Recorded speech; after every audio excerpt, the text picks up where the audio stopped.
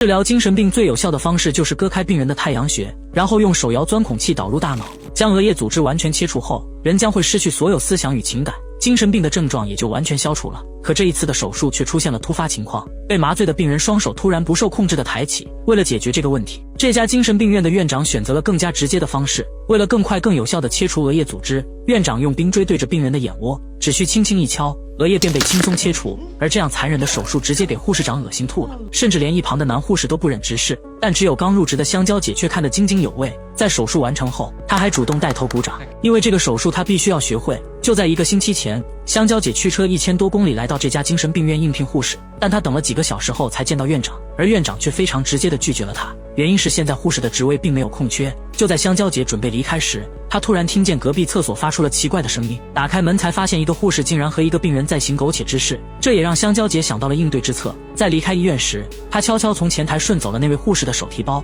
在里面找到了她家的住址，并成功见到了她的丈夫与孩子。事后香蕉姐再找到这位护士，然后用她出轨的事情来威胁她离开这家医院。第二天州长来医院视察工作，院长才看见护士的辞职信。正当院长担心人手不够时，香蕉姐穿上护士服再次来到医院，并偷偷给一位病人服下降血压的药，病人立马心脏骤停晕了过去。就在州长和记者们全部都围上来时，香蕉姐站出来给病人做了紧急抢救。看见这一幕的州长立马在媒体面前表扬了香蕉姐的专业，现在院长也不得不暂时留下她，但香蕉姐清楚，只要州长一离开，她依旧无法继续待着这。于是她找到一个重度抑郁症患者，给他说了许多负能量的话，怂恿他用自杀方式来得到解脱，并透露院长的办公桌上有一把小刀。在他的怂恿下，这名病人来到了院长的办公室，并用小刀割破了自己的喉咙。与此同时，院长发现了他在病人的药里加降压药的事情。正当他找香蕉姐理论时，他突然听见办公室传来一声巨响，随后便发现了那位病人的尸体。此刻院长突然开始手足无措，现在州长就在外面，如果被大家知道，他为之奋斗的一切将功亏一篑。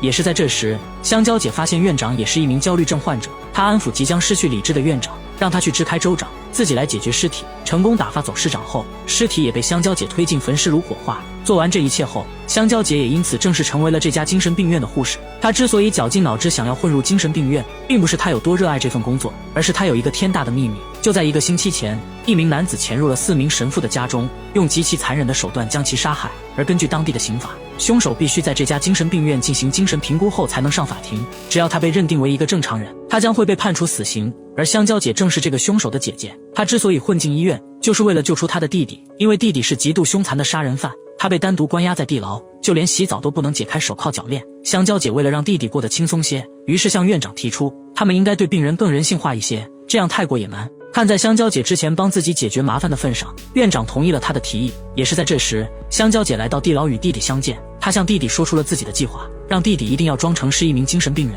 这样他便能免除死刑。但弟弟不知道的是，当天晚上他在行凶时，有一个神父躲在床底目睹了一切，他将会在弟弟开庭时作为证人出席。于是第二天，香蕉姐伪装成信徒接近神父，并说杀人恶魔就应该得到他应有的惩罚。获得神父的信任后，香蕉姐告诉神父，她可以将当天发生的事情先告诉自己，为庭审那天提前做好准备。因此神父被香蕉姐骗到了旅馆，他偷偷在茶水里下药，等神父从昏迷中醒来后，他已经被牢牢地绑在床上。随后香蕉姐拿起冰锥，对他进行了自己前2天学会的额叶切除手术。等检察官来找神父谈话时，他没有了任何的情绪波动，甚至也没法跟人交流。本以为最大的威胁已经消除，但让香蕉姐没想到的是，弟弟的精神评估却出现了问题。这天院长单独找弟弟谈话，不得不说弟弟的演技实在太好，他的言行举止简直就和真的精神病人一模一样。而也因为太过完美，让院长发现了异样，一个精神病人不可能同时拥有如此多的症状。院长顿时明白弟弟是在伪装精神病，就是为了逃脱刑罚。正当香蕉姐在思考怎么解决这个麻烦时，这天她突然看见院长被一个杀手追杀。似乎看到机会的香蕉姐单独找到院长，询问他是什么事导致被杀手追杀。院长当然不想透露这件事，但之前在办公室的那具尸体让两人共同背负了一条人命。无奈院长只好向他说出当年的事。5年前，院长接到了一个富婆的委托，去治疗他有一个心理障碍的儿子。富婆的儿子总是喜欢拿针扎身边的人，伤害别人似乎能够给他带来不一样的快感。院长告诉富婆自己有把握治好富二代，但为了更好的治疗，院长提出让他和富二代单独待1天。也是在这天，院长准备用少量的致幻剂让富二代摆脱日常生活的束缚。可让院长没想到的是，就在他系鞋带的功夫，富二代将整瓶致幻剂倒进了他的水杯中。他们喝下去后，两人一起在屋子里发疯。院长当时只感觉自己的灵魂已经离开了自己的身体。这时院长听见富二代说上帝要赐给他一双神之手。没过一会儿，富二代真的拿着一双手走了过来，并让院长给他接在自己的身上。后面院长才知道，那双手是富二代从园丁身上砍下的。随后富二代又砍下了自己的手，让院长给他接上。处于混乱中的院长按照富二代的意思帮他接上了园丁的双手，但之后富二代却患上了败血症，不得不截去双手，甚至感染还溃散到了腿上，所以他的双腿也截肢了。事情搞砸的院长才会逃到这偏远地区，并隐姓埋名用假证件开了这家精神病院。现在富婆查到了他所在的位置，所以安排了杀手来干掉他。而巧合的是，这个杀手居然和香蕉姐住在同一家旅店。他略施美人计便将杀手轻松拿下。杀手给他说了富婆雇他暗杀院长的事情。香蕉姐先是假装惊讶，后又说自己就是这家精神病院的护士，她可以帮他杀掉院长。说着，香蕉姐便将杀手带到了医院。她支开前台，让杀手成功潜入了院长的办公室。这时洗手间突然传来声响，杀手慢慢上前查看，迎来的却是院长的迎面一击。原来这都是香蕉姐的设计，她早就将杀手的事情告诉了院长，就是为了彻底拿捏住院长的把柄。他们将昏迷的杀手带到水疗室，将他锁进浴缸，然后把水温开到65摄氏度。等他们关上门离开后，杀手被烫得呲哇乱叫，他用尽全身的力气才挣脱了束缚。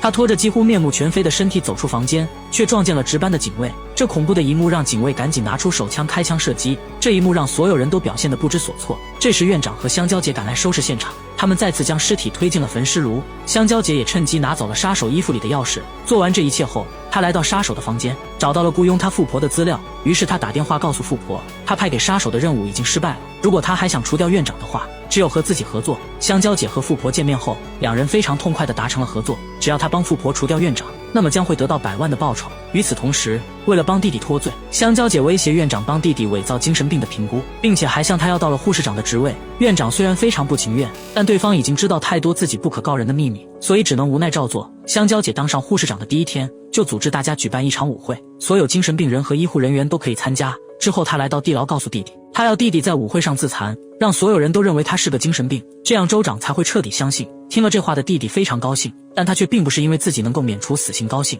而是因为他喜欢上了那个每天来给他送饭还给自己拔萝卜的小护士。舞会上他终于可以放开束缚和他共舞了。而为了暂时支开曾经的护士长和院长，香蕉姐找到之前的护士长，告诉他院长其实非常喜欢他，只是不善于言表，所以明天的舞会他可以主动去邀请院长。而一直暗恋院长的护士长听了这话非常高兴。随后香蕉姐再找到院长，让他必须答应护士长的邀请，但想起护士长的那张脸，院长实在没办法忍受。香蕉姐再次拿之前的事威胁，无奈的院长只好先答应护士长的邀约。为了让护士长主动放弃，院长用催眠术想让护士长主动放弃舞会，但护士长似乎一心只想着舞会的事情，催眠术对他根本不起作用。但院长的催眠术却对刚转来的病人非常管用。夏洛特是一个拥有多重人格的患者，他一会儿变成一个小提琴家，一会儿变成一个征战沙场的士兵。在院长的催眠下，夏洛特说出了自己精神分裂的原因。原来2年前他被4个白人关在昏暗的地下室虐待了9天，所以他才会分裂出许多种人格保护自己。而让人没想到的是，院长的催眠竟让夏洛特的主人格重新掌握了身体。院长也非常欣慰，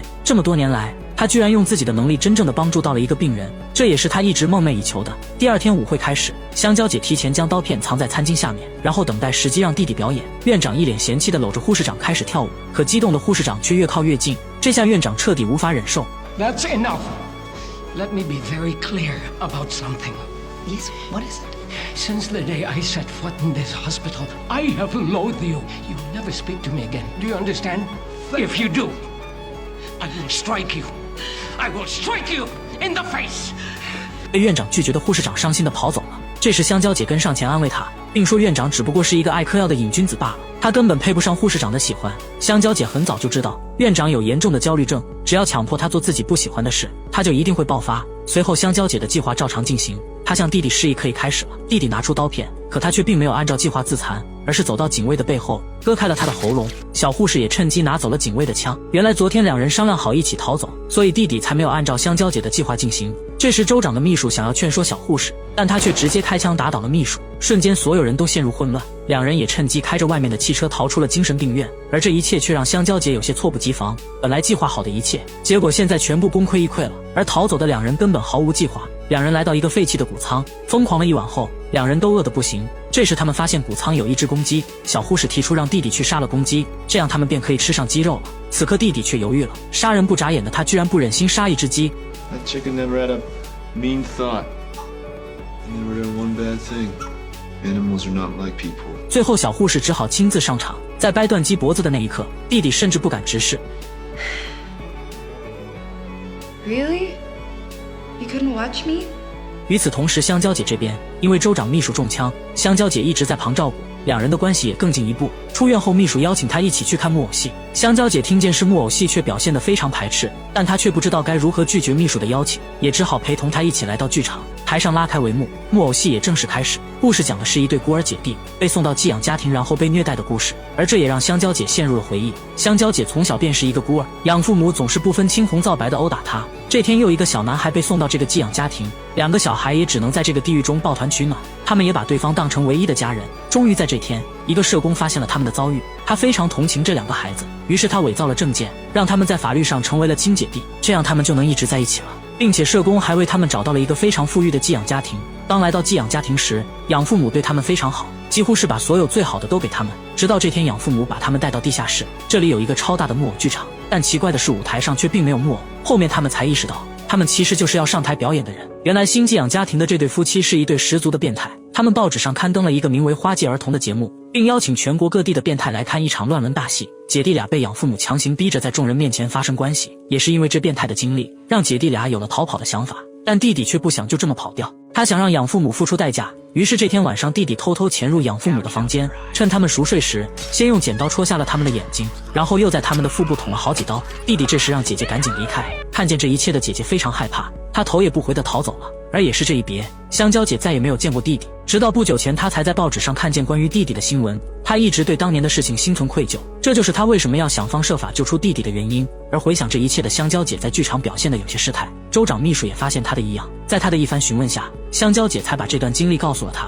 这一切本来进行得非常顺利，院长已经被她控制住，只要弟弟装疯瞒过州长便可以免去死刑，但弟弟却选择杀死警卫和小护士逃走，让他的计划前功尽弃。而逃走的弟弟和小护士很快便被警察包围，为了不连累爱人，弟弟选择自己出来自首，但小护士却从一旁拿起猎枪打向了警察，最后小护士被乱枪射杀，弟弟则被抓回了精神病院。而得知这件事的州长立马赶来，因为弟弟的这次越狱让他非常生气，他命令院长立马给出诊断报告，他必须要让弟弟处于死刑，否则医院将不会得到政府的任何资助。院长被迫签下了诊断书，但尽管这样，香蕉姐也并没有放弃，她找到之前被院长拒绝的护士长，现在护士长非常反感院长，香蕉姐在将他把富二代弄残废的事情告诉了他，于是两人达成一致，向上级举报了院长，院长也因此被撤职，而护士长暂代院长一职。院长在离开时还不忘带走他最成功的病人夏洛特，他将精神分裂刚刚稳定的夏洛特带到了一个偏远的旅店，就在他准备安抚夏洛特入睡时，门外突然传来警察查房的声音。慌乱之下，院长将夏洛特塞进了一旁的衣柜中，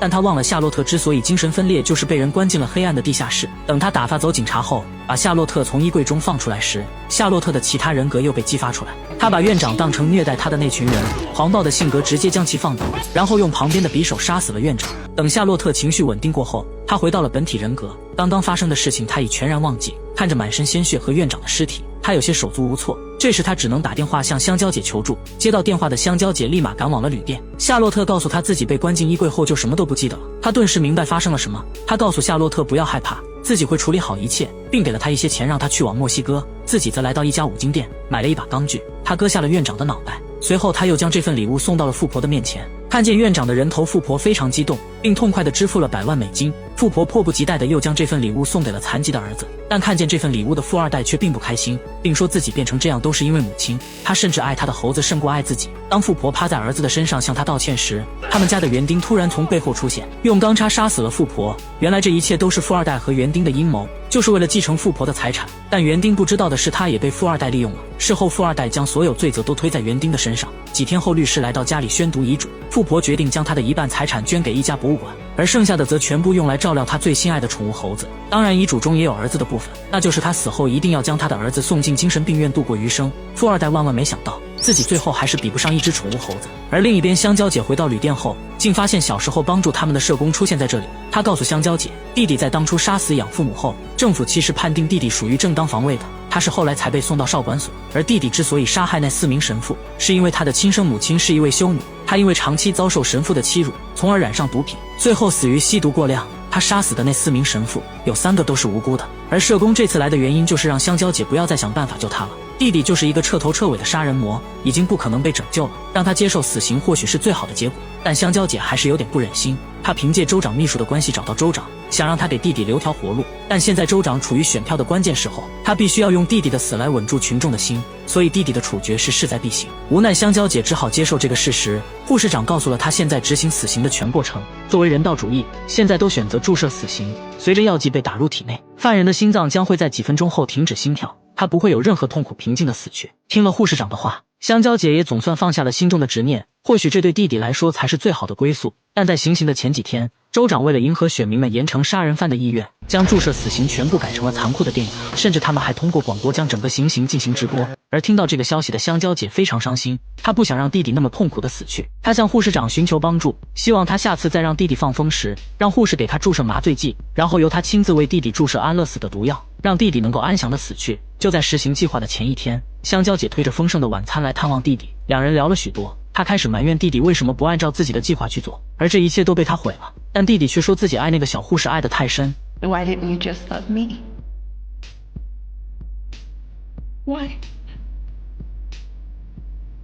I sacrificed my life for you. Oh, I sacrificed my life for you, and you abandoned me. Just ran away. Edmund, you told me to. So you're done with me?